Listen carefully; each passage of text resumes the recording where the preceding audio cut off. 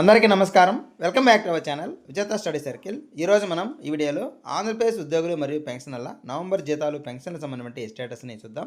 అందుకంటే ముందుగా మన ఛానల్లో అందరికీ జీతాలు పెన్షన్లు జమ అయ్యే వరకు ఎప్పటికప్పుడు 100% ఖచ్చితమైన తాజా సమాచారంతో వీడియో చేయడం జరుగుతుంది. అలాంటి వీడియోస్ కావాలనుకుంటే మన ఛానల్ సబ్స్క్రైబ్ చేసుకొని ఫాలో అవ్వండి. మీకు తెలిసిన వారికి తెలియజేయండి. ఇక ఆలస్యం చేయకుండా మన వీడియోలోకి వెళ్దాం.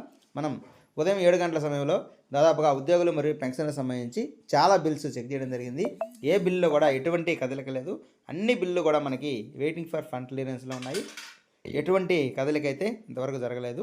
సాధారణంగా మనకి ఈరోజు 9-10 గంటల సమయంలో జమ అయ్యే పని అయితే ఈపాటికి 7 గంటల 6 గంటల సమయంలో మనకి బిల్లుల్లో కదలిక వచ్చేది. ఒక్కొక్కసారి అర్ధరాత్రి కదలిక వస్తుంది, కానీ అర్ధరాత్రి నుంచి కూడా అలాగే ఉదయం కానీ ఎటువంటి కదలిక అయితే లేదు.